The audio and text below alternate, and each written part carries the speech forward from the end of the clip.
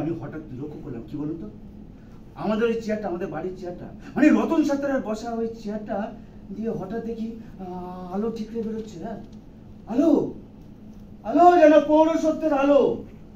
হ্যাঁ, এতদিন যেন বিরহ ব্যথায় বসেছিল, আজ সত্যিকারের একটা পুরুষের সাথে মিলন হলো। আমার না খুব খুব রাগ হলো, খুব রাগ হলো। আমি রকমের চাচাকে,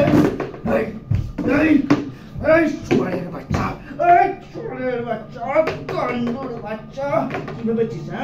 হ্যাঁ, তোর মালিক ভীতু হতে পারে, কিন্তু পুরুষ মানুষ। কোথাও বলা নেই যে পুরুষরা ভীতু হবে না। কি ভেবেছিস? কি ভেবেছিস? তোর মালিক ভীতু হতে পারে, শুনে হচ্ছে তুমি ভেবে উত্তর দেবেন। কি ভাববো? হ্যাঁ, কি ভাববো? কতদিন ভাববো? কার বাড়ি? আমার বাড়ি আমি বিক্রি করবো কিনা আমি ভাববো। হ্যাঁ, কি ভাববো? কতদিন ভাববো? হ্যাঁ, কতদিন?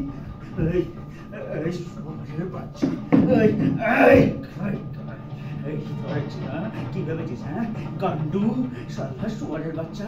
হ্যাঁ, আমারই বাড়ি, আমারই প্রত্যেক বাড়ি বিক্রি করে তুমি উচ্ছেদ করবে। হ্যাঁ, টাকার মুখ দেখবে, উল্লাস হবে, উল্লাস।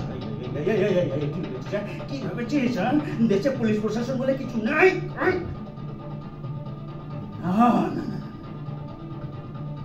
তোকে পুলিশে দেব না। আমি জানি তোকে পুলিশে দিলে কিচ্ছু হবে না, কিচ্ছু হবে না।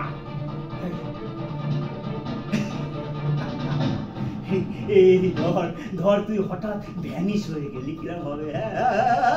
ভ্যানিশ হয়ে গেলি কিরম হয়? বল। ধর তুই এই বাড়িতে এলি, কিন্তু আর বেরোলি না। কি হবে? বল। অনন্তদা বলেছিল একটা বুলেট খরচ করতে, নোংরা ইঁদুর মারতে বেশি বুলেট খরচ করা যাবে না।